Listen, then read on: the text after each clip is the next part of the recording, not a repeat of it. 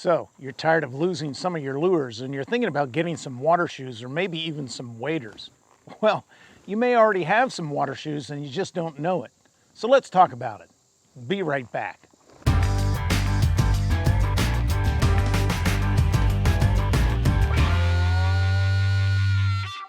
Hey, thanks for sticking around. This is Gen 10-9, where we give common sense advice for everyday hunting and fishing situations for your average sportsman. And today we're talking about saving a little money by saving our lures. So with that in mind, let's get started.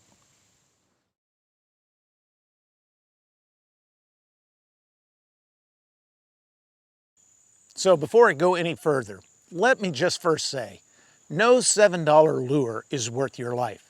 And by that I mean you should never wade into unknown waters in order to save a $7 lure. Across the country, in creeks and streams and ponds, there are pockets of quicksand. And it's rare, but there are such a thing as a pocket of quicksand. And you never want to wade into quicksand trying to save a lure. So before I go any further, your life is worth more than a $7 lure. So if you're not sure about the waters that you're fishing in and your lure gets hung up on something, then break your line, get a new lure, and go on with life. It's never worth risking your life just to save a lure. So with that in mind, let's talk about how you can actually save a little money by using water shoes. And you might already have water shoes and you just don't know it. So let me explain what I mean by that.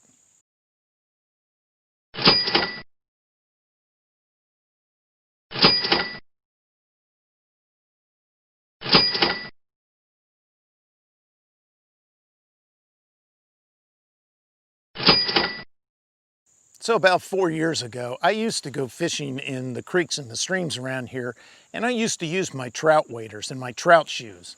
And that got really old, carrying that heavy equipment to wherever I went fishing, because a lot of times I'd get snagged and don't want to lose my lures, and so I'd wade into the water and try to save my lure.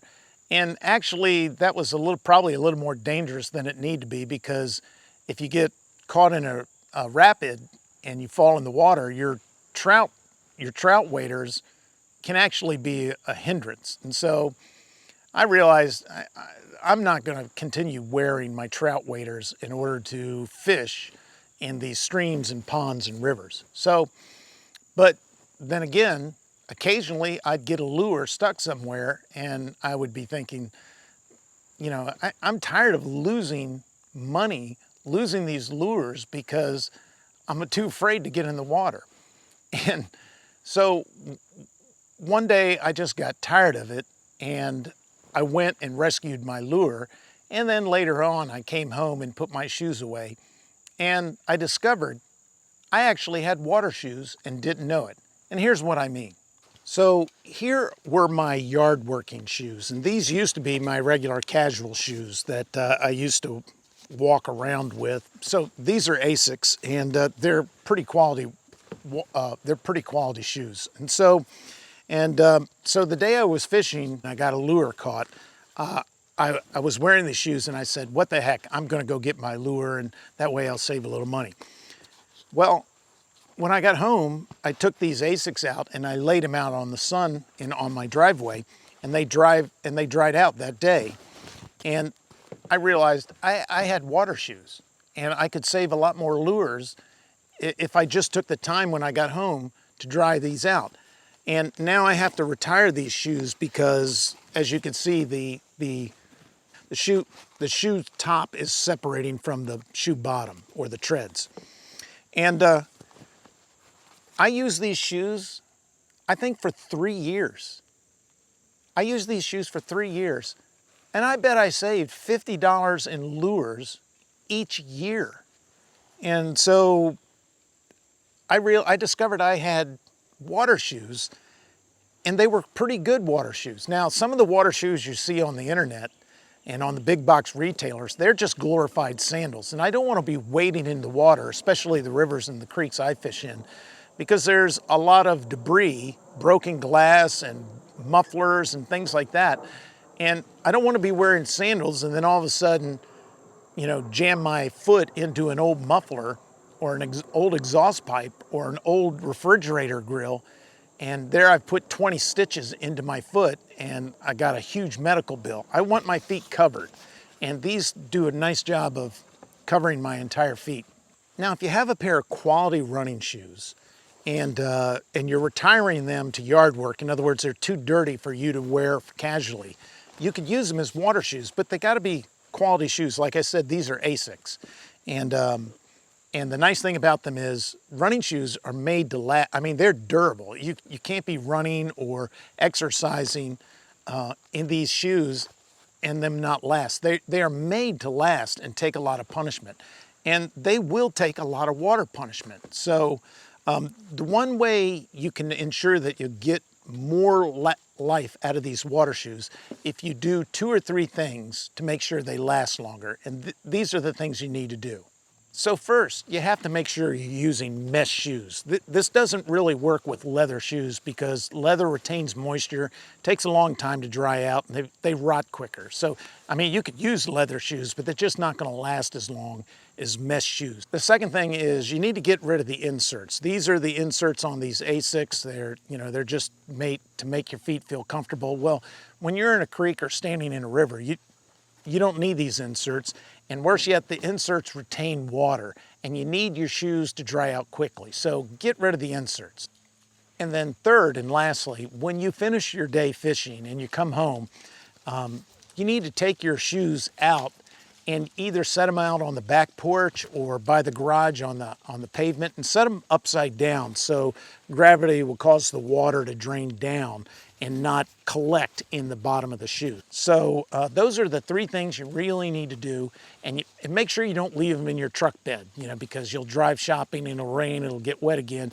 You just need to be disciplined and take your shoes, put them in the garage somewhere where they'll get air to them and dry out quickly, and then that way they'll last longer, and you can make it 2 or 3 summers with a pair of good mesh running shoes as your water shoes. So here's what I mean about drying the shoes out. Here are the shoes that I used today. I just got back from fishing, so I put them upside down on the hot cement, and the water will drain towards the cement, and the cement will help dry them out. Here are the shoes I used yesterday, and they're almost completely dry, so I'm just gonna leave them here in the direct sunlight on the hot cement, and by the evening they'll both be dry and I'll be good to go. Fortunately for me, it's time to rotate to a new pair of shoes because these are my yard shoes and I want to turn them into water shoes. And not only do I have these shoes, and yes, they're the exact same shoes, it's just that I'm retiring these shoes and getting these shoes into action. And behind them, I have my current yard shoes, so when those shoes wear out, I have these, and like I said, I always get mesh shoes and quality shoes to wear because I like walking in comfort. So I have these shoes. I have a pair of one of my son's old shoes, and so I have these shoes, and these are Sauconys. These are pretty good, and I've been using these on and off, and when my son comes into town, we go fishing, he uses these. And so I have actually 3 other sets that are in waiting, in line to be used as water shoes. So I'm good for another 4 or 5 years. The point is, it's a lot cheaper to use some of these old shoes I got lying around the house than to go and buy waders or boots or water shoes that probably won't last any longer than the used shoes I already have. Now, there's another advantage to having a dedicated set of water shoes, and I want to talk about that. So to illustrate why having water shoes or using your old shoes as water shoes is, so I'm using one of my favorite baits. It's the Shad Rap number 4. I've talked about it before. Now, on this river, this lure is too light for me to cast from the shore to the opposite side where most of the fish are holding. So with wading shoes, cheap old shoes that I've had for a couple years, I could step 6 feet out and have a better radius for casting to the opposite side of the bank where the fish are holding. So that was a perfect cast right there. I was about 8 inches off the bank, which I couldn't do standing on the bank. So I can even probably get a cast right there. I mean, that's literally where I want to cast. That's only a few inches off the bank and right underneath that branch. I couldn't make that cast with this light lure, literally standing on the bank. It's an impossible cast. I'm able to fish the opposite bank more effectively because I wade into the water and I don't have to buy waders, worry about them getting torn or punctured, and and I don't buy cheap wading shoes because they don't last any longer than these running shoes, and chances are they're basically just sandals, and my feet are more protected by these jogging shoes because the mesh surrounds my feet. Now, if the stream is only 15 feet wide, then yeah, you can fish the whole stream. But when a stream is 30 yards or 40 yards wide, water shoes gives you the capacity to wade into the stream safely, of course, and fish the entire bank on both sides. And inevitably, the places where I'm fishing, usually the channel is on the opposite side, and that's where the fish are at. So it's really in my best interest to be able to wade 6 yards into the stream, you know, knee deep or waist deep, in order to fish the opposite side of the bank. And I can't tell you how much more I've enjoyed fishing because I've finally gotten over my fear of wading. You know, we all kind of have a natural fear of getting wet in ponds and rivers, unless you're trout fishing, and I like to trout fish, so, but yeah, it took me a while to get over that. I could do that while I'm bass fishing, and I never fish from a boat, so I can't, you know, I can't float the river and fish both sides of the river because I'm not in a boat. Can't afford a boat, can't afford a canoe, so I've taken up wading, and now that I've gotten over my fear of wading in a stream, I can fish both sides of the river or both sides of the stream because I have water shoes. I just have a lot more success fishing now that I realize it's better to be able to wade into the stream a couple feet, a couple yards, and fish the entire stream. So if you don't have a dedicated set of water shoes, if it just never occurred to you that, hey, I should be wading in some of these safe rivers and streams, you're really kind of cutting your fishing distance in half. The real benefit of having water shoes is, you know, sometimes your lures get snagged on a limb or stuck in a rock, and if you can wade into the stream safely, you can rescue that lure. And like I said, this year alone, I saved 2 whopper ploppers because I had a dedicated pair of water shoes. And 2 whopper ploppers, that's well over 20 bucks.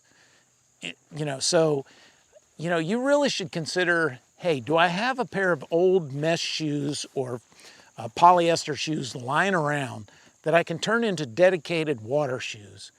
And that'll give you 2 great benefits. The first is it'll enable you to save some lures. And the second is it'll give you greater effective fishing distance, and you can fish the entire stream or lake if you'll just get over your fear of being in the water and walk into the water with your dedicated used water shoes. I just thought I'd put together a quick video to talk about how I've saved anywhere from 30 to 50 bucks over the last 3 summers, finally getting over my fear of wading into the water in creeks and rivers that I'm quite familiar with. You know, again, make sure you can see the bottom, make sure the water's clear and you know what you're stepping on.